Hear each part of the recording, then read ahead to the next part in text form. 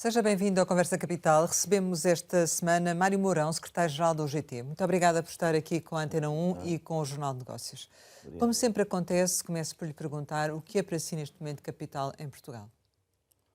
Capital em Portugal, do meu ponto de vista, depois de comemorarmos 50 anos de 25 de Abril, é preservarmos a liberdade e a democracia. Isso para mim é fundamental. Acho que é um capital enorme que os portugueses têm.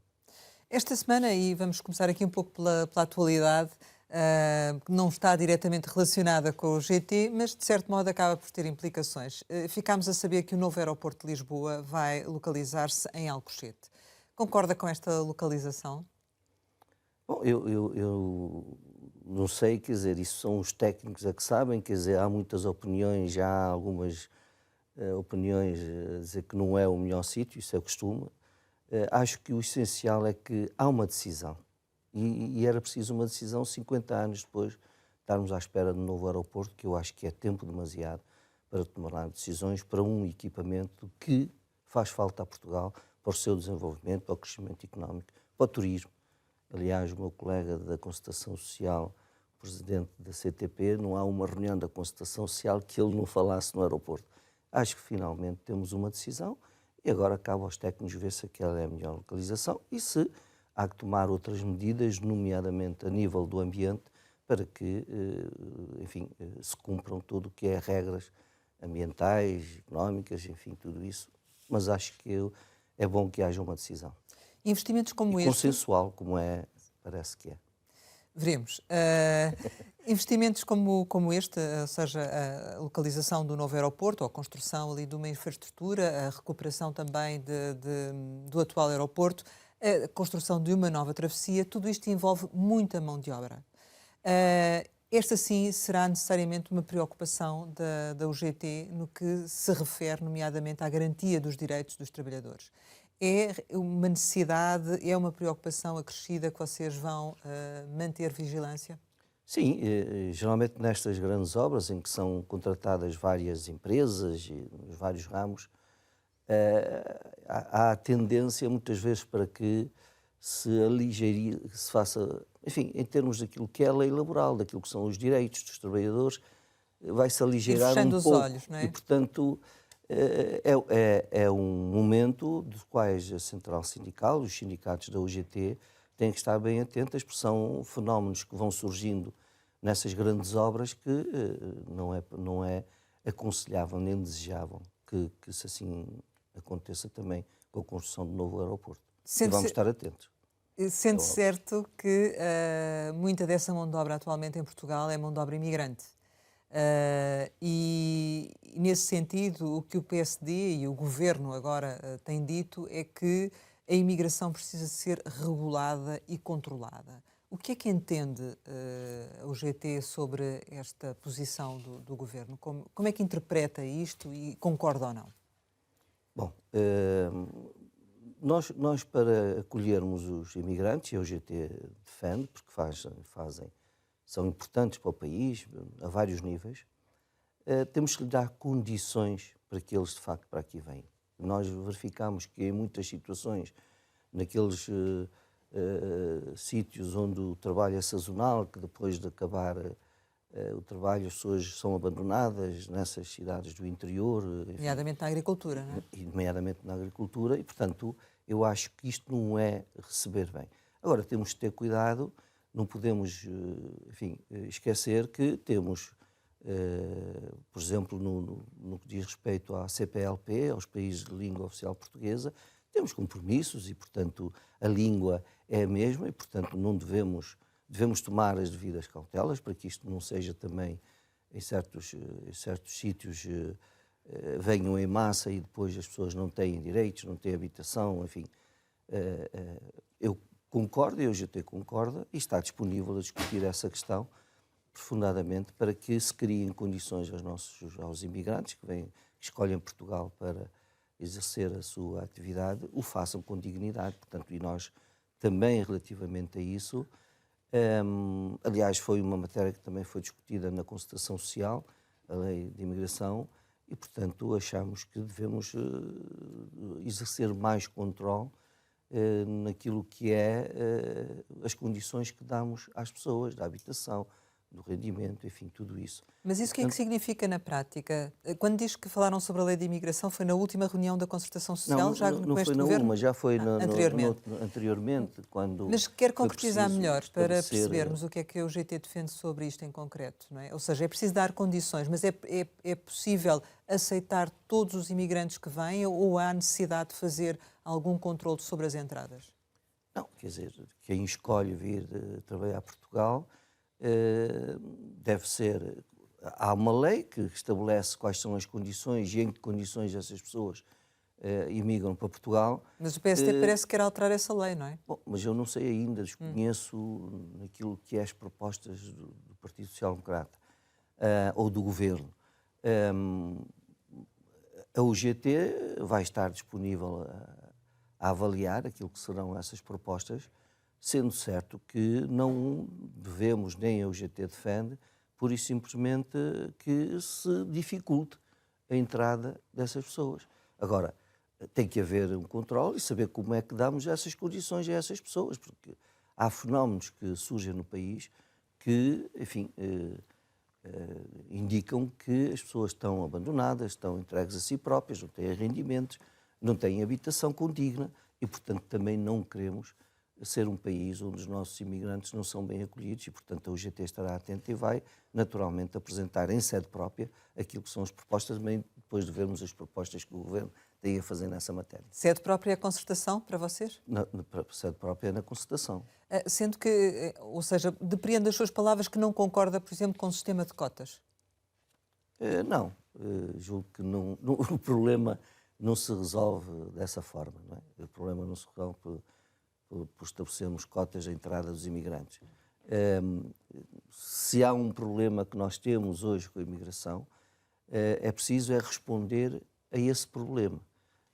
E, dando prioridade àqueles que também já cá estão, também é preciso criar-lhes as condições para isso. A legalização, que está a ser um problema para essas pessoas se legalizarem, temos visto nos últimos dias, e, portanto, não é assim que devemos receber os imigrantes, sabendo que eles são importantes para a economia portuguesa e, portanto, temos que, de facto, dar-lhes as mesmas condições que os portugueses têm. Portanto, na sua opinião, não faria sentido voltar ao sistema de cotas que no passado, em 2008, 2009, 2010, era de alguma forma apreciado em concertação social? Sim. Um limite quantitativo, isso não faz sentido? Não, julgo que não faz sentido, quer dizer, nós não podemos esquecer que somos um país também que imigrou e que gostaríamos e condenámos muitos destes países que receberam os nossos imigrantes, muitas vezes não tinham as condições mínimas. Não vamos nós agora fazer aquilo que condenámos a outros que fizeram com os nossos concidadãos.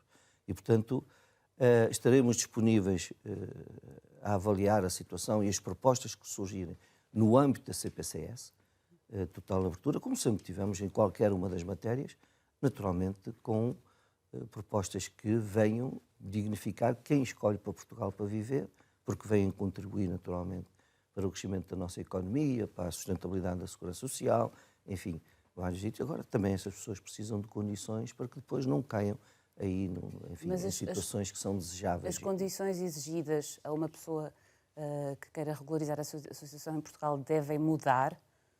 Os requisitos exigidos, nomeadamente a nível de ter ou não ter um contrato de trabalho, ter ou não ter uma promessa de contrato de trabalho, ou acha que não é por aí? Eu julgo que não será só por aí que se resolve o problema que Portugal vive neste momento de um desconforto com os imigrantes. Não é só por aí. Agora, achamos que alguma coisa deve ser feita. Não podemos continuar a receber imigrantes sem lhes dar as condições condignas para isso. E isso faz com que outros fenómenos surjam e, portanto, estamos a tempo, há tempo para isso, para discutirmos seriamente como é que vamos, enfim, resolver a questão da imigração no país, que faz falta, porque não há mão de obra. Aliás, os empresários foram aqueles que na concertação social mais pressionavam para que se alterasse a lei da imigração, para colmatar a falta de mão de obra que tinham em alguns setores, nomeadamente na agricultura, no turismo, e, portanto, não havia respostas em Portugal e, portanto, que eram comatadas com os imigrantes. E, portanto, conta que essa agora, posição das associações patronais se mantenha? eu julgo que sim, porque o turismo continua a precisar de mão de obra e nós temos dificuldade no mercado português em encontrar respostas para a mão de obra. E, portanto, desde os cidadãos da CPLP, julgo que foi também de Marrocos, que foi estabelecido um protocolo relativamente à imigração. Agora, tem que se dar condições a essas pessoas que querem trabalhar. Mas a questão, Mário Mourão, é que E regular de forma a que as pessoas não fiquem abandonadas, entregues a si próprias. até agora, neste momento, não tem havido essas condições para receber essas pessoas, como constatamos, não é? Ao nível da habitação, ao nível da regularização, etc. Sendo expectável, nomeadamente com estas obras e com as necessidades que o turismo tem, que haja mais necessidade de mão de obra e que mais pessoas procurem o nosso país à procura de trabalho, precisamente, há condições para realmente oferecer a essas pessoas de forma digna aquilo que precisam para se estabelecerem aqui? Se para os que cá estão neste momento não há? Vamos lá, também não vamos agora ver que vem para aqui um boom de imigrantes que vão invadir Portugal e que... Não. O fluxo também não tem parado, não é? Exato. Sim, quer dizer... Bem, sei que também há muitos que emigram, não é? Mas, enfim. Ora bem, não, quer dizer, o que eu acho é que tem que se fazer alguma coisa, de facto, na política de imigração. Tem. Isso não haja dúvidas. É preciso ver onde é que a lei tem falhas que, enfim, façam com que os imigrantes entrem muitas vezes sem passar por aquilo que é o crivo das autoridades, que têm a responsabilidade de regular essa entrada no país. As empresas próprias têm que ter responsabilidades. Nós, por exemplo, no acordo de médio prazo, concordamos em que o FCT, que é o Fundo de Compensação do Trabalho, que as empresas que fizeram descontos e que tinham um valor de mais de 600 milhões de euros para anos, nós concordamos que essa verba pudesse ser também para que as empresas subsidiassem na questão da habitação.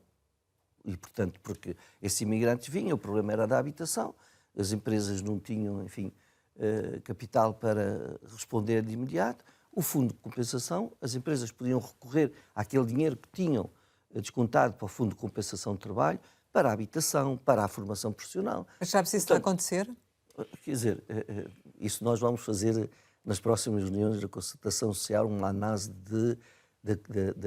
das medidas que estão no acordo, como é que elas estão a ser aplicadas. Portanto, não sabe se está a acontecer. E 21. Portanto, vamos ver agora nas próximas reuniões se isso está a acontecer, como é que está a acontecer. E se não estiver a acontecer, nós temos também que ver porquê. Agora, há verbas para que as empresas possam ajudar aqueles trabalhadores.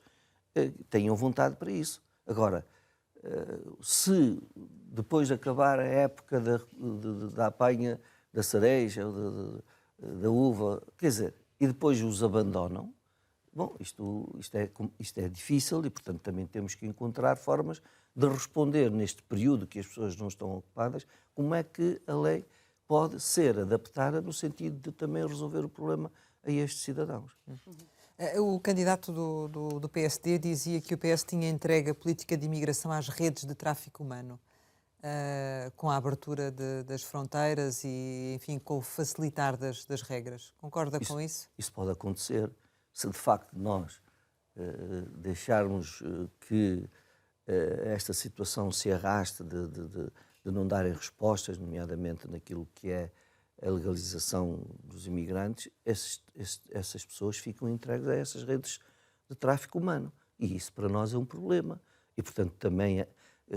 E nós sabemos que existe, portanto, é preciso criar mecanismos que impeçam a exploração dessas pessoas por essas redes que se estão a instalar. E não é só em Portugal. Onde quer que isto aconteça, essas redes instalam-se, até no transporte das pessoas do Norte de África para a Europa, e, portanto, há sempre as redes de trânsito, há sempre aqueles oportunistas que se aproveitam da fragilidade das pessoas. E, portanto, por aí também nós temos que dar respostas para que essas pessoas não fiquem à mercê dessas máfias de tráfico de humano. Estamos, enfim, em campanha, ainda não oficialmente em campanha eleitoral para as eleições europeias, mas já com, enfim, com debates em curso. Sobre o que será o futuro Parlamento Europeu, teme que a sua composição acabe por ser menos solidária, que é uma das palavras essenciais da Europa, colocando-se mais à direita? Acha que há esse risco? Bom, Portugal, e não só Portugal, mas também a Europa, vive um fenómeno que é a instalação nos parlamentos democráticos da extrema-direita. E, portanto, essa é uma preocupação que devemos ter. A Europa não foi criada para que, enfim, se perdesse algumas das bandeiras que a Europa conquistou, esta Europa Unida, à qual nós pertencemos e aderimos. Agora, há situações na Europa que têm que mudar. Uma desde lá, quando nós assinámos o acordo de médio prazo, dizia-se que, quando o acordo foi aprovado, que isto iria ser um problema para o crescimento económico, ia ser um problema para o desemprego, porque o ordenado mínimo ia subir muito, não sei o quê. A própria Europa tinha este discurso.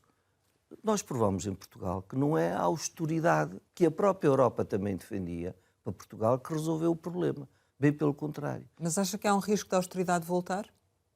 Há sempre o risco, até há um risco de a democracia poder estar em perigo, porque nós não sabemos, face a esta incerteza com que vivemos hoje, nós há uns anos era impensável, pensava que íamos ter uma guerra aqui na Europa.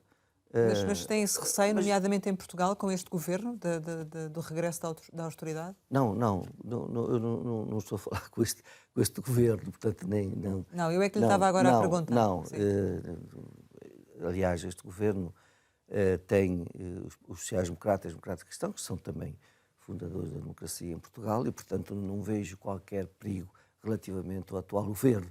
Agora, há fenómenos que têm surgido, e nós vemos a representatividade hoje parlamentar, em que o crescimento foi, de facto, significativo, à extrema-direita, e principalmente a movimentos que estão contra muito daquilo que demorou anos a conseguir na Europa, a conquistar na Europa, mas também em Portugal. Isso significa também que os sindicatos não têm feito o seu trabalho?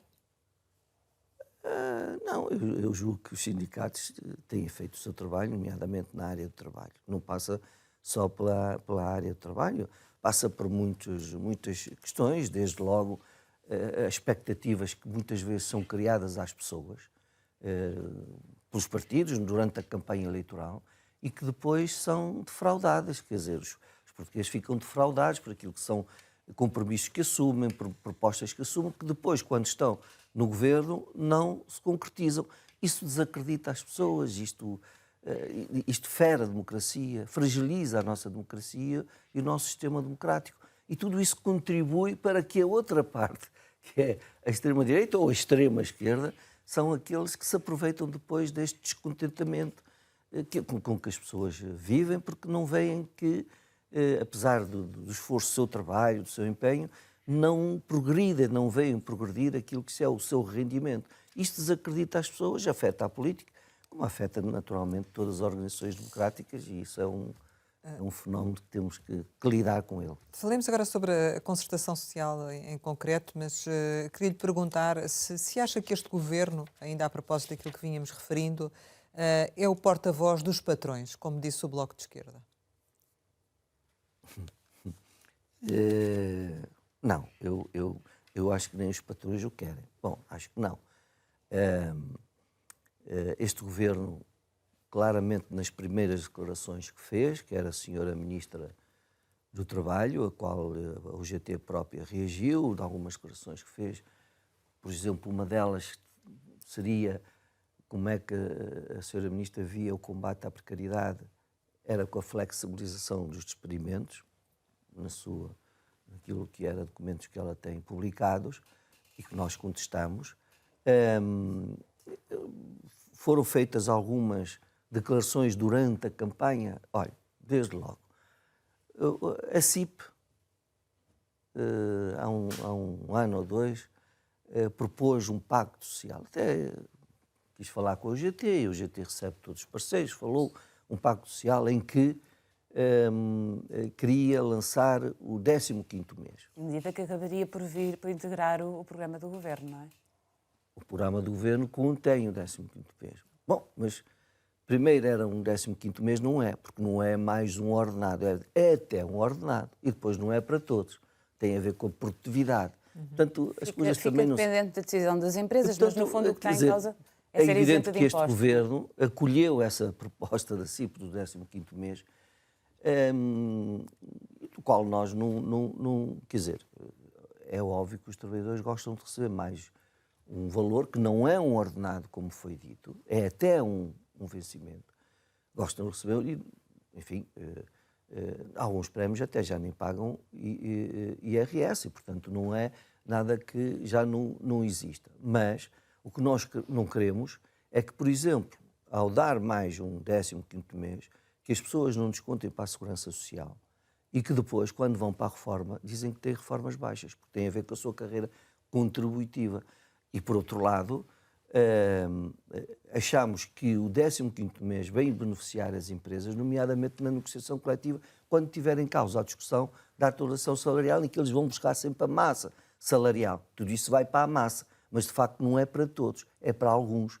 E, portanto, claramente que nós temos que estar atentos a essa questão. E já tivemos a oportunidade o GT é contra esta medida? Não estamos a dizer que seja contra. Agora, ela não pode ser interpretada como mais um vencimento. Ela não é mais um vencimento. Devia ser imposta para todas as empresas fazerem isso? Não é essa a proposta Estou a perguntar. Governo, nem é essa a proposta da CIP, porque primeiro era para Mas todos. é isso que o GT quer. Não, o GT acha que há prémios, tem a ver com os lucros. Hoje as empresas dão prémios, o setor bancário dá prémios, dá lucros, distribui lucros. Esses já estão isentos do pagamento de IRS. E concorda com isso? Não, isso não pode contar para a massa salarial. Isso não é salário. Não é? Isso é prémio, um prémio. Pode dar no ano, mas no outro ano pode não dar. Mas o GT não se opõe à medida? Não nos opomos à medida. Agora, que não se faça é que não se aproveite essa medida para depois dizer que, afinal, os salários em Portugal estão a crescer, quando não é verdade. Isso não é salário, é um prémio que não é para toda a vida, pode dar num ano, pode não dar no outro. Na perspectiva de algumas organizações sindicais, o que pode acontecer é de facto haver um desvio lá está, da massa salarial para esse tipo de... É o aproveitamento das empresas para dizer que até os seus custos pessoal são altos, só que de facto isso não corresponde àquilo que vai para os trabalhadores. Mas o GT não se opõe, por exemplo, se a medida for integrada, digamos, a proposta do Governo ou da CIP, na revisão do acordo que se vai começar a discutir agora, o GT não estará contra? Não, nós não estaremos contra desde que isso não se faça à custa dos impostos dos trabalhadores, daqueles que pagam e que não recebem, porque isso não é para todas as empresas. Isso é para as empresas que podem, que têm a produtividade, que vão dar. Agora, que não pode ser, é sustentado pelos impostos dos outros que não têm esses prémios para, enfim, estar a ajudar as empresas. O que está previsto é que haja isenção de impostos e TSU, não é? Hã? O que está previsto é que haja isenção de impostos e TSU nesses casos. Não, nós concordamos com a redução dos impostos, nomeadamente no IRS, não é? Porque, de facto, o peso dos impostos relativamente ao trabalho no IRS consideramos exagerados e, portanto, por isso também pusemos, e está no acordo de médio prazo, a redução dos escalões e, portanto, agora parece que há uma proposta que o Governo propõe agora mais um escalão acima dos 80 mil euros e depois reduz no 10º escalão, vai ao encontro de uma proposta que é do Partido Socialista e, portanto, nós concordamos que é preciso fazer alguma coisa na carga fiscal, que relativamente ao trabalho é, de facto, demasiado. Não tanto no IRC. Por exemplo, sabemos que este Governo tem previsto a redução do IRC de 2% ao ano até por fazer 15%. O IRC não é para todas as empresas. O IRC, as pequenas empresas até, a maior parte não paga. É para as grandes empresas. Se nós formos ver as grandes empresas, vamos, por exemplo, à EDP, deu 2%, impôs sem querer negociar, 2,5%. Fez um ato de gestão e aplicou aos seus trabalhadores. Então, com empresas que têm tido resultados fabulosos, que vão ter mais a questão do IRC, que os vai ajudar. Vêm com propostas de 2%, o mesmo no setor financeiro, que é o outro setor que é favorecido com a baixa do IRC. Aquilo que são as propostas do setor financeiro também são 2,5%. A medida que então, está, com os lucros que deram. A medida que está atualmente no acordo faz depender uma espécie de um benefício em IRC dos aumentos salariais ao nível do referencial que está no acordo. Isso significa que não estaria de acordo com a substituição deste incentivo por uma redução transversal no IRC, nas negociações que agora vão começar, sobre o acordo de rendimentos? Aquilo que eu considero é que o acordo estabeleceu um equilíbrio entre empresas e trabalhadores. Porque quando não estabelece... O acordo, para haver um acordo, tem que haver pontos de encontro entre as partes que estão à mesa. E o que nós estabelecemos no acordo foi um equilíbrio entre aquilo que eram benefícios para as pessoas, os trabalhadores, e aquilo para as empresas. Concordámos perfeitamente que há empresas que precisavam ter benefícios em alguns impostos, ter acesso a fundos e a apoios que as empresas precisavam. Concordámos perfeitamente. Olha, o FCT, eu quando cheguei à concertação social, porque só estão lá há 2 anos, aquilo que eu ouvia falar é que os patrões diziam: o FCT tem 600 milhões de contos, 600 milhões de euros, está parado, aquilo é nosso, não podemos fazer nada. E nós concordámos em discutir a questão do FCT. É o Fundo de Compensação de Trabalho. O Fundo de Compensação de Trabalho. Sim. Então vamos lá pôr à mesa. Agora, isso não pode ser só para as empresas, porque as empresas descontaram para assegurar a compensação por despedimento, empresas que não tivessem condições para indemnizar os trabalhadores, então podiam recorrer a esse fundo de compensação pelos descontos. Mas vamos a uma questão mais genérica para percebermos, antes de entrarmos aqui no detalhe, que é o seguinte. Efetivamente, na última reunião da Concertação Social, o Primeiro-Ministro disse que quer discutir com os parceiros um novo acordo, tendo por base aquele que existe. Só podia ser. Portanto, a UGT concorda com isto e até onde é que está disponível para ir relativamente à revisão do acordo e em que matérias? Olha, eu quero dizer que daquilo que eu ouvia, esta reunião da Concertação Social trouxe-nos alguma tranquilidade. Porque o que nós ouvíamos, e ouvimos a senhora Ministra do Trabalho, a dizer que o acordo era para a legislatura 2022-2026. Como essa legislatura acabou, o acordo não existia. Pronto. Admito que, enfim... Mas quem é que disse isso? A Ministra? A senhora Ministra. Atual ou anterior? Atual, na Assembleia da República. Sim. E, portanto, houve uma mudança de posição na reunião de concertação social. Afinal, não era bem aquilo que se queria dizer e, portanto, ficámos tranquilos relativamente, foi consensual, que há um trabalho feito, há um acordo feito com todos os parceiros sociais e não se pode desvalorizar quem assumiu compromissos, nomeadamente da parte dos patrões, como da do parte vosso caso. Da UGT. E, portanto, aquilo que parecia é que o discurso ia em sentido contrário. Portanto, o acordo está em vigor e vai ficar em vigor. O acordo já prevê ser avaliado a qualquer momento. Certo. Qualquer uma das partes tem uma cláusula de salvaguarda que permite, face aos indicadores que vamos tendo, é possível, assim, foi isso que nos levou a fazer o reforço do acordo, que levou o salário mínimo de 810 para 820 euros, porque estava previsto era 810 e passou para 820. E o acordo prevê... Portanto, é isso que vai acontecer. Sim. Sim, é isso que vai acontecer, é uma revisão. Admito que o Governo tenha políticas e medidas do programa que foi sufragado pelos portugueses e, portanto, queiram apresentar no âmbito da concertação social, porque é aí que deve ser feita com os patrões e os trabalhadores. E, portanto, não vejo que a UGT não possa estar disponível para revisar qualquer situação que venha de qualquer um dos parceiros, incluindo do próprio Mas vocês, Governo. por vossa iniciativa, o que é que gostariam de revisitar? Ou não há nada? Bom, ainda há muita coisa a fazer relativamente à questão do salário médio.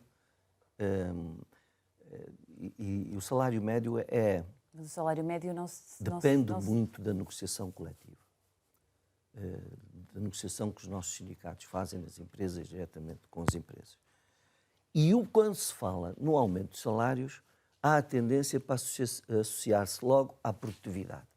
Porque não há melhor que dizer que temos baixos salários porque a produtividade é baixa. Isto é o discurso corrente há anos que se usa para dizer que os salários não aumentam. De 2013 a 2022, a produtividade cresceu 18,7%. Os salários cresceram 10,7%. Porque era sempre habitual, aliás, o governo também, no discurso inicial, era que primeiro temos que fazer crescer a economia, depois falamos de salários. Isto foi o discurso há anos e que permitiu que Portugal, se tem hoje baixos salários, se deve muito a esta tendência que Portugal tinha de que primeiro temos que fazer crescer a economia para depois fazer crescer os salários. Nós pensámos que não. E foi provado que não. Nós tivemos o maior aumento do salário mínimo dos últimos anos. Em 2024 foram de 60 euros. E esta trajetória tem que continuar. E acha que as metas... E o salário médio, que depende muito da negociação. Aqui tem a ver, de facto, da negociação com as empresas. Por isso é que eu digo, principalmente as grandes empresas que têm apresentado lucros fabulosos são aqueles que menos querem atualizar o salário. Mas isso significa obrigar, na sede de concertação social, a acordar nesse sentido? Não, significa muito o seguinte. O acordo que nós estabelecemos para as empresas terem direito a ir aos benefícios e ter benefícios, tinham que ter negociação coletiva dinâmica. Nos últimos 3 anos. Sim. Porque quem não tivesse, não recorria aos fundos previstos neste acordo médio. E é aqui que eu acho que também se tem que estabelecer com essas grandes empresas. Por exemplo, no IRC, se querem de facto reduzir o IRC para as grandes empresas, então há negociação coletiva dinâmica. Há algum esforço no sentido de também essas empresas fazer... Não queremos todos que os salários em Portugal aumentem, todos, é consensual que há baixos salários. Então como é que eles deixam de ser baixos salários? Tem que se começar a fazer propostas concretas de acordo com aquilo que é o esforço que os trabalhadores têm. Mas por falar em propostas concretas, há metas concretas definidas no acordo que o Governo diz que quer rever, apesar de também dizer que vai proteger os compromissos já assumidos. Por exemplo, há referenciais que são indicativos, não são obrigatórios para o aumento de salários, mas que só cumprindo esses referenciais é que as empresas têm, por exemplo, acesso ao benefício em IRC que agora está em vigor. Eles estão definidos, são de 4,7 para 2025, 4,6 para 2026 e há, por outro lado, metas definidas para o aumento de salário mínimo, até aos 900 euros em 2026. Exato. Em concreto, estas metas devem manter-se ou devem ser revistas? Não, as metas podem ser revistas. Nós temos indicadores de que a economia está a ter um bom desempenho, temos alguns indicadores que nos chegam que faz-nos crer que a UGT ou qualquer um dos parceiros possa pedir uma reunião para, face aos novos indicadores que temos, atualizar estes referenciais. Quer os referenciais, quer também o ordenado mínimo. O ordenado mínimo para 2025 está estabelecido em 855 euros. A UGT acha, face aos indicadores que nos chegam, podem ir, por exemplo, aos 890 e em 2026 ultrapassarmos os 900 euros. Face aos indicadores que temos, isto acho que é possível. Nós já o fizemos. E tem algum sinal? O reforço do acordo. Não é nada de novo. Tem algum sinal da parte do Governo que isso seja possível? Já houve alguma conversa nesse sentido? Ainda não tivemos oportunidade. A primeira reunião ainda foi uma reunião praticamente de... Mas vocês vão apresentar essa proposta? Vai haver no próximo dia 21 uma reunião que vamos fazer a análise relativamente às medidas que o acordo prevê, como é que elas estão, qual é o impacto que ela está a ter no mercado de trabalho. E, portanto, e se houver necessidade de reajustar alguma medida, naturalmente, que a UGT está disponível a reajustar, quer para um lado, quer para o outro.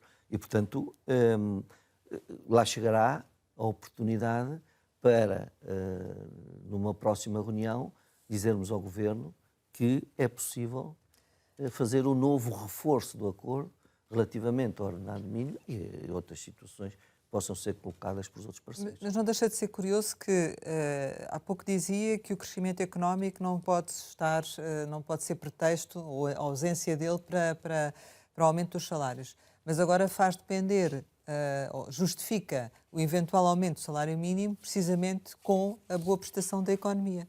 Não. Faço em relação ao salário médio. Ao salário médio e ao salário mínimo, não é? Pois, mas o salário mínimo é um compromisso que temos e que foi feito com o governo, que este era um salário que precisava crescer, porque eram pessoas que tinham salários baixos, pessoas onde há imensos problemas e que, na altura da crise que vivemos, foram os mais afetadas e, portanto, foram estes trabalhadores que tiveram os apoios e medidas que foram aprovadas excepcionais para apoiar estes trabalhadores, mas nunca pôr em causa o crescimento e esta trajetória de crescimento no salário mínimo. O que nós agora temos que trabalhar, e isso depende da negociação coletiva, é, de facto, o salário médio. Salário médio. Porque senão, Para atingir que valores? poderemos ser um país de salários mínimos. E a UGT também não quer. Mas Quais são os Sejamos um país valores de do salário médio para vocês? Eu ponho muito que tem a ver, por exemplo, também com o próprio resultado que as empresas têm tido. Quer dizer, e que, Mas é que o Governo se encontra uma tem solução... metas também, não é? Pois, Mas acha que os referenciais se devem manter? Os referenciais indicativos, mas que, no entanto, condicionam o acesso das empresas aos apoios? Eu julgo que estes referenciais, ao dia de hoje, ainda estão atualizados.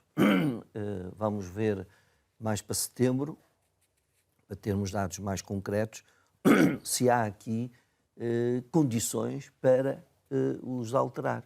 E, portanto, aquilo que foi feito relativamente ao salário médio e à negociação coletiva, todos os acordos que foram feitos e que beneficiou mais de 1 milhão de trabalhadores que tiveram, por consequência da negociação coletiva, melhoria nos seus rendimentos,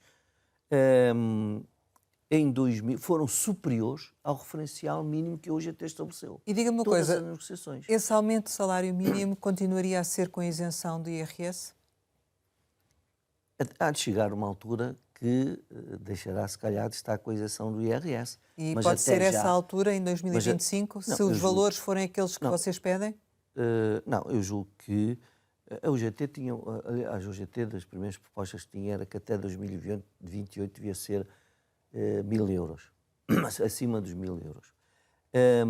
Eu acho que há condições, antes de 2028, para chegarmos aos 1.000 euros. E mantendo a isenção de IRS? Sim, mas acho que temos que ter também a noção que a partir de um certo rendimento aí que as pessoas têm que começar a contribuir. E seria Se calhar- qual? Os 1.000 euros? Não, acho que 1.000 euros não, mas mais acima dos 1.000 euros acho que as pessoas depois também deveriam começar a descontar o IRS.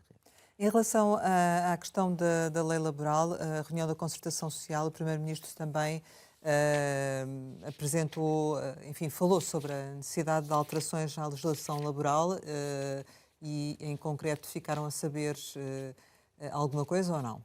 Ou o que é que temem que possa acontecer? O que é que ficou esclarecido na reunião?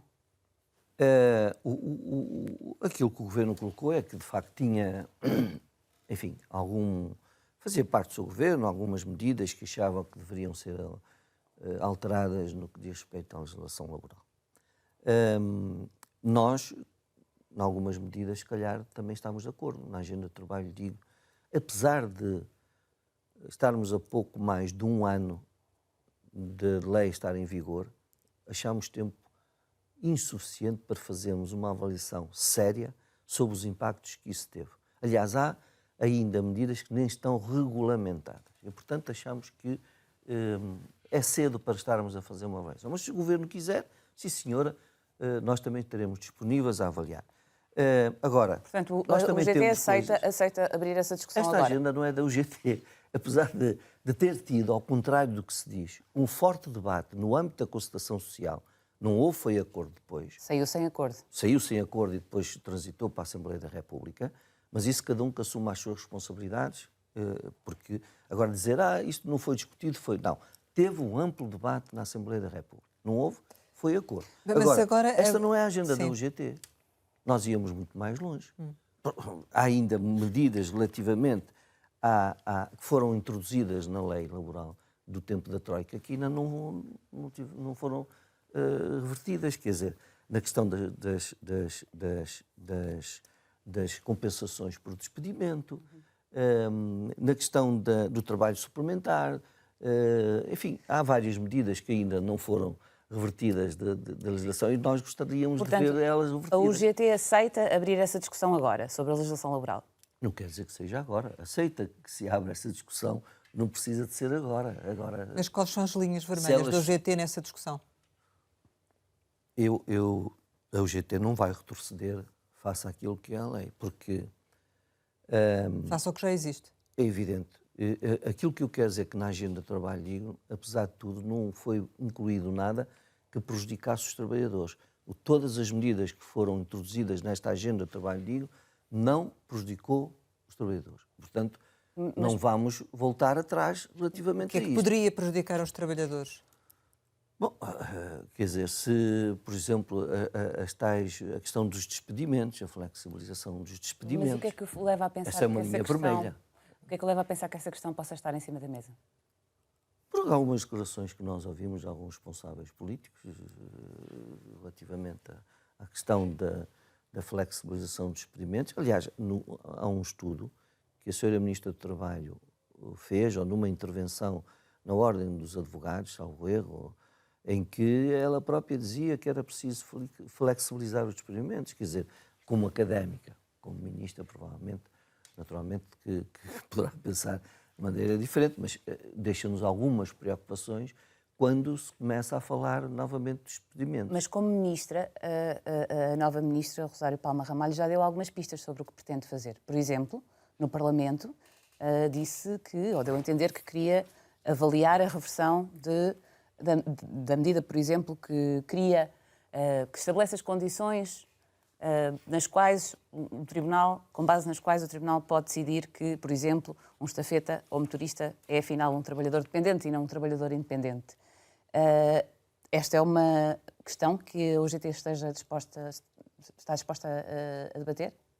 Nós estamos dispostos a debater todas as questões que surjam na CPCS. A questão é que se concorda. Sem prejuízo de concordar ou não concordar. Agora, temos que ver que tipo de propostas é que a senhora quer fazer, a senhora Ministra.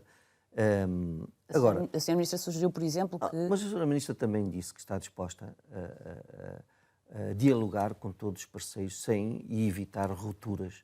Portanto, demonstra boa vontade também para, no âmbito da concertação social, não seja imposto, mas seja negociado. E sendo negociado tem que ter o acordo de todas as partes. Senão não é um acordo da concertação social. Portanto, mas esta não é uma linha vermelha para a UGT. O programa do Governo prevê também, por exemplo, mais flexibilidade nas transições entre horários de trabalho. Qual é que é a vossa posição sobre isto? Bom, isso, flexibilidade nos horários de trabalho, isso nós já não é assim tão fácil a UGT aceitar. Não é? Temos que ver que tipo de horários de trabalho e como.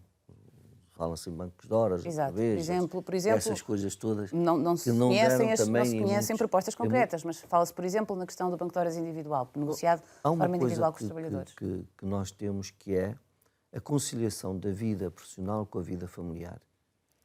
Eu não sei se querem aumentar a carga horária aos trabalhadores, ou se querem fazer com que o trabalhador tenha que estar sempre dependente da entidade patronal a qualquer hora do dia. E isso, para nós, é uma linha vermelha. Portanto, nem nos parece que seja por aí que a economia possa retroceder em relação àquilo que são os êxitos que têm tido no seu crescimento. A reintrodução de um banco de horas por negociação direta individual com o trabalhador é uma linha vermelha? Não digo que seja uma linha vermelha, mas não estaremos muito próximos de qualquer acordo nessa matéria. Não estou a dizer que seja uma linha vermelha. Há também um ponto do programa do Governo onde se defende que se dê mais espaço à negociação coletiva para intervir sem especiais condicionalismos em matérias como relação jurídica e tipologia do emprego, períodos experimentais, tempo de trabalho ou aspectos relativos à extinção dos vínculos. Portanto, esta intenção aponta para um reforço da capacidade da negociação coletiva intervir nestes temas. Parece-lhe uma boa ideia? Sim, eu acho que o reforço da negociação coletiva é sempre boa ideia. Darmos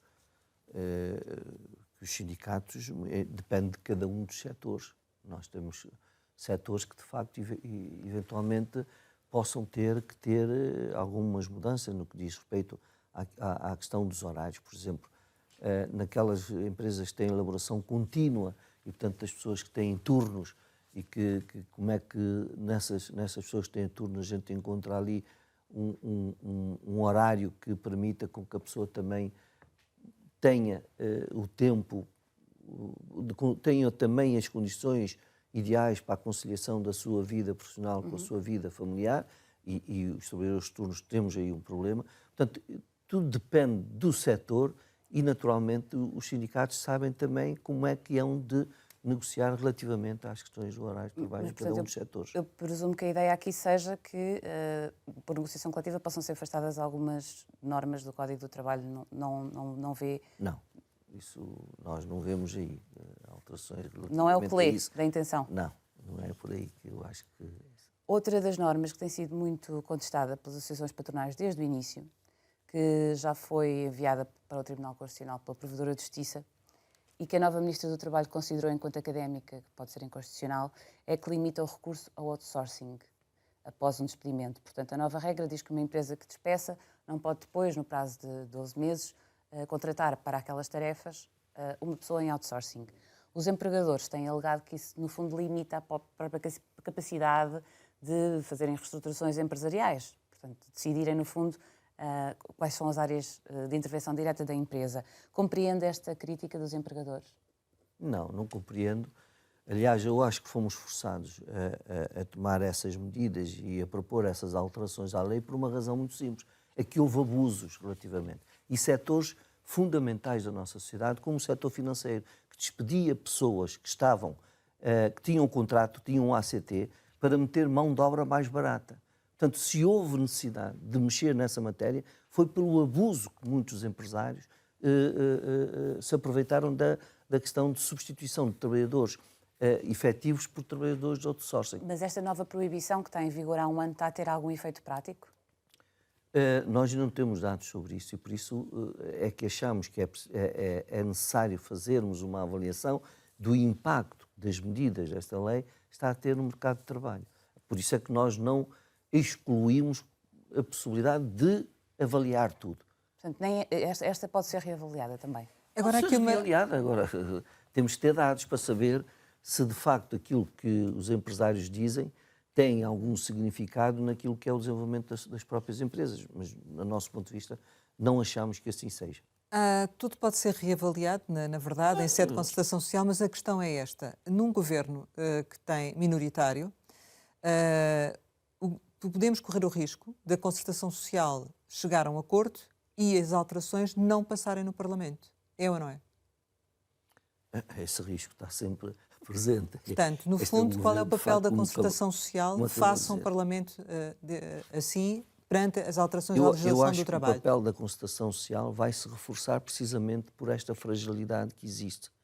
Porque, naturalmente, que a concertação social é um fórum muito importante e, portanto, que o Parlamento até valoriza. E, portanto, eu estou em crer que o papel que vamos ter na concertação social vai ser assim, de muito maior responsabilidade, em que, provavelmente, algo que saia da concertação social, os principais partidos, e estou a falar naqueles que são, quer o partido que ganhou, o PSD, quer o Partido Social, Partido Socialista, são partidos que defendem a concertação social e, portanto...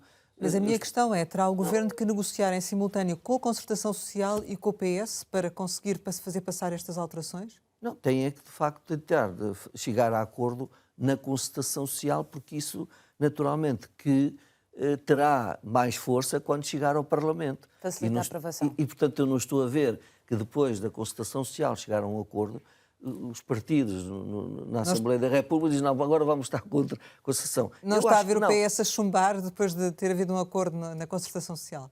O PS é um partido que sempre valorizou a concertação social. Não estou a ver que agora mude mesmo sendo um acordo do governo de direita?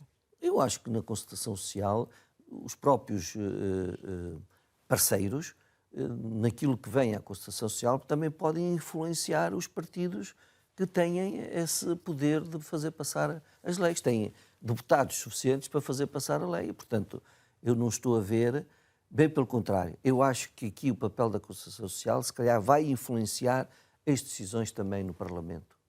Há uma questão que eu gostava de esclarecer em relação à forma como isto vai ser feito. Portanto, agora vamos começar estão marcadas reuniões para começar a trabalhar na revisão do acordo de rendimentos.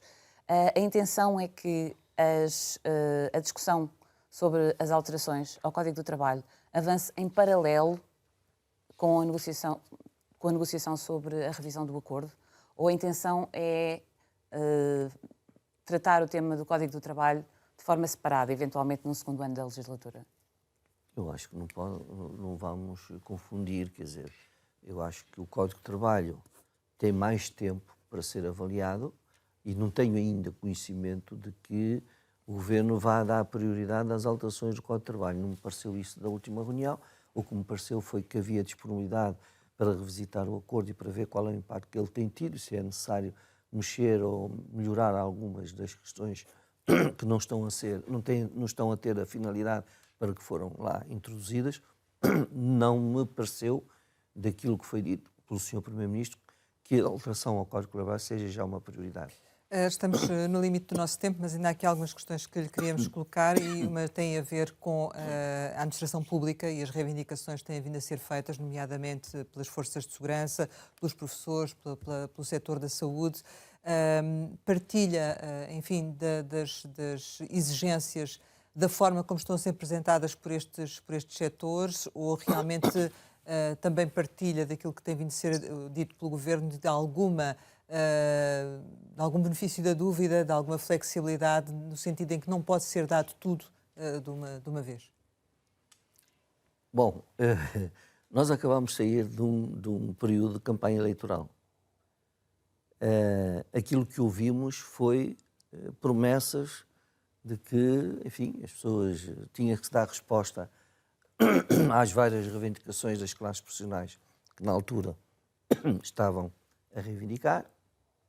Houve compromissos que foram assumidos durante a campanha eleitoral aos polícias, às forças de segurança, aos militares, aos médicos, enfim, à área da saúde, da educação, que estão em negociações. E eu espero que aquelas que foram expectativas que criaram essas classes profissionais sejam cumpridas, porque senão, mais uma vez, acabando a campanha eleitoral, tudo aquilo que foi o compromisso e as promessas que se fez deixa de ter valor, então estamos a cavar mais uma vez um problema na democracia. As promessas não falaram em valores concretos, não é? Pronto, não, e agora é que está em negociação. Mas o problema é que se criou expectativas. Eu não ouvi ninguém dizer, bom, mas esperem aí, nós aqui só podemos ir até ali. Ninguém disse. Disse, é uma situação que... Para resolver. Para resolver. Se é mas para também resolver, não se disse como, não é? Se era para resolver, não disseram a resolver à nossa maneira, não. É para resolver. Portanto, quem estava do outro lado disse, bom, temos aqui uma expectativa de que as nossas reivindicações venham a ser contempladas. E, portanto, os sindicatos estão a decorrer negociações, ainda é cedo para fazer qualquer avaliação relativamente às negociações, elas estão a decorrer. Eu espero que decorram com toda a normalidade e que o Governo possa, de facto, ir ao encontro daquilo que foram as expectativas que criaram essas classes profissionais. Senão é... Ir ao encontro é satisfazer todas as exigências? Não, mas é ficar o mais próximo. Às vezes o acordo não é que se chegue à totalidade daquilo que são as reivindicações, mas é que se faça um esforço para ficar o mais perto possível. E, portanto, desde que haja essa vontade, que eu espero que haja, as coisas poderão resolver sem grandes rupturas e sem podermos defraudar aquilo que foram as expectativas que criaram. Ainda no caso da administração pública, e falando agora numa política transversal para a administração pública, existe um acordo plurianual assinado com os sindicatos da função pública, assinado pelo UGT também, que previa aumentos mínimos de cerca de 52 euros, aumentos anuais transversais. 52 euros, portanto, é uma posição remuneratória, um nível remuneratório.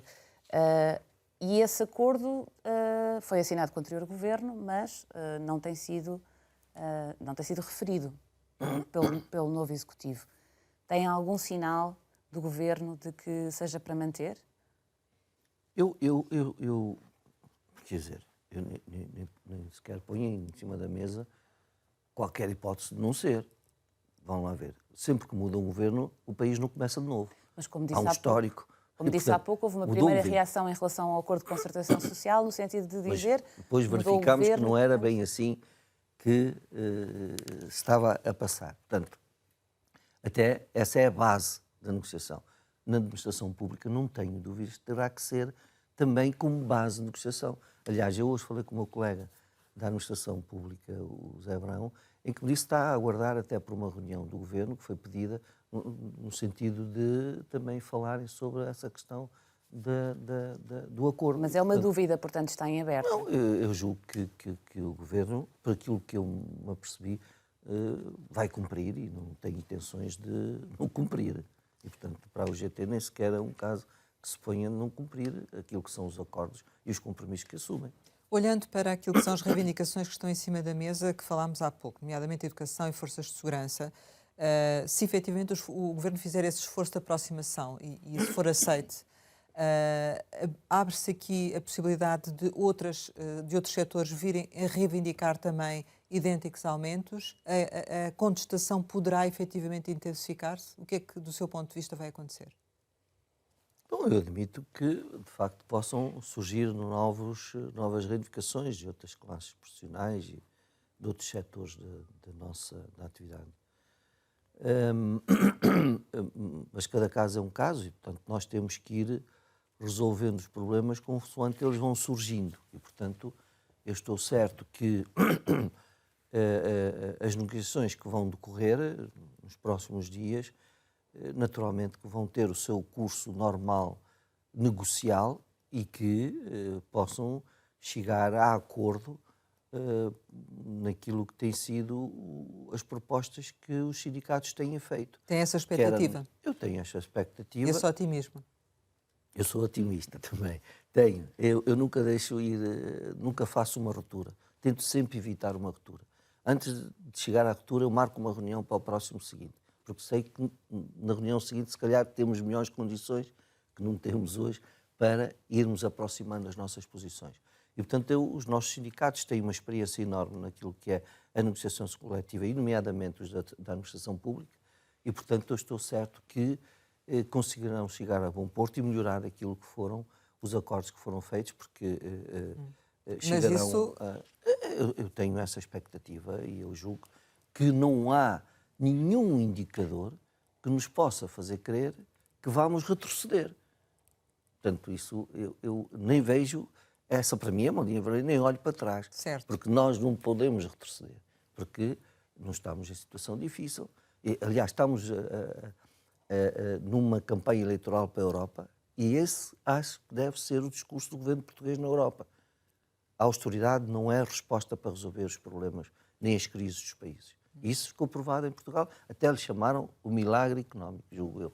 Mas a contestação, a acontecer, portanto, esta abertura deverá eventualmente intensificar-se, não? E alastrar-se a outros setores. Eu admito que possa haver, enfim, manifestações, já há sindicatos que já marcaram greves nos vários setores e, portanto, admito que isso se possa intensificar. Vamos ver o que é que vai correr, aí os sindicatos, naturalmente, terão que ir ao encontro daquilo que são os trabalhadores que representam, aquilo que são as expectativas que esses trabalhadores tenham, sendo certo que o diálogo e a negociação é sempre a maior forma e a maior arma para nos aproximar. E para já a sua avaliação do governo é qual? Bom, para já, eu acho que ainda é pouco tempo para fazer uma avaliação. Olha, em termos relativamente à concertação social, até só houve uma reunião que não foi só da apresentação. Vamos ver nas próximas reuniões. É que acho que poderemos fazer uma avaliação mais séria e fiel daquilo que é o governo, do nosso ponto de vista. Uma última questão. Quem é que gostaria de ver à frente do Conselho Económico e Social? Bom, eu não faço, não sei. Mas qual o perfil pessoas... que acha que nesta altura é necessário?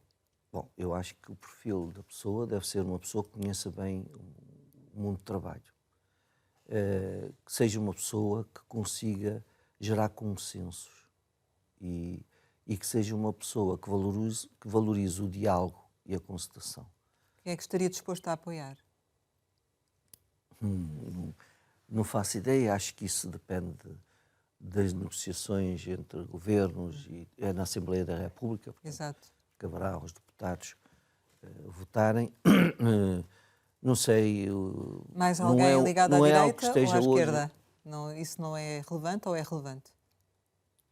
Não, quer dizer, nós já tivemos presidentes do SES ligados à direita, que foram bons presidentes, já tivemos ligados à esquerda, foram bons presidentes.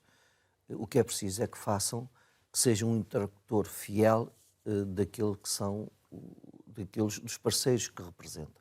E o Conselho Económico e Social tem um papel fundamental. Não é na CPCS, não podemos confundir SES com a CPCS. A CPCS é presidida por seu primeiro-ministro, o SES é onde estão representados várias... A sociedade a sociedade civil, não sei o quê. E, portanto, nós também não queremos esta mistura, queremos que isto seja bem clarificado. E, portanto, vamos ver quando a discussão se começar e quando os candidatos começarem a perfilar, nós veremos aquele que melhores condições tem para assumir esse cargo. Chegamos ao final e, como habitualmente, lançamos algumas palavras para uma resposta rápida. A primeira é Mário Mourão. Mário Mourão, quer dizer, é o líder, é o secretário-geral da UGT, ainda há 2 anos, que conseguiu celebrar um acordo de médio prazo e o seu reforço e que não estamos arrependidos de ter feito. Tiago Oliveira. É o líder da CGTP, é um jovem, é uma pessoa com quem tenho algumas relações cordiais e portanto, merece-me todo o respeito como líder da CGTP. Segurança Social? Segurança Social é algo que nós devemos refletir sobre a sua sustentabilidade e também estarmos disponíveis para fazermos da segurança social, reforçarmos aquilo que é a segurança social. E, portanto, é um bem precioso que temos. Cativações? Cativações é algo que limitou a nossa sociedade, criando expectativas, mas não se concretizando essas expectativas porque elas estavam, enfim, presas e bloqueadas. Banca? Banca é um setor complexo, é um setor que tem imensos lucros, mas que remunera mal os seus trabalhadores. Inflação? Inflação é algo que nós devemos combater sempre. A inflação não ajuda a manter os rendimentos dos trabalhadores, bem pelo contrário, faz reduzir o poder de compra dos trabalhadores. Hospitais privados? É um bem precioso na saúde. Férias? Hospitais privados? Não. Eu estava com o SNS na cabeça. Não. Os hospitais privados são, enfim, é mais um complemento à saúde, que naturalmente tem mercado e que respeito como qualquer atividade privada que existe em Portugal, porque eu também defendo a atividade privada. Férias? Férias é aquilo que muitas vezes não temos, pela força das funções que exercemos, mas que são sempre bem-vindas. Verão? Maravilhoso. O sol é algo que nos abre a mente e nos faz viver bem com a vida. Família? É precioso porque é um bem do qual nós não podemos prescindir. Precisamos ter sempre alguém e a família é a melhor companhia que uma pessoa pode ter. Saudade? Saudade, tenho alguma, a saudade é algo que faz parte do dia a dia que temos sempre saudade de alguma coisa, quanto mais não seja daquilo que há um mês fizemos algo que é bom e que nós já temos saudade de. Portanto, é algo que nos dá algum alento. Portugal? Portugal é um país maravilhoso que todos devemos defender. Mário Mourão, muito obrigada por ter estado aqui com a Antena 1 e com o Jornal de Negócios. Pode rever este Conversa Capital com o secretário-geral da UGT em www.rtp.pt. Regressamos para a semana, sempre neste dia, esta hora, e claro, contamos consigo.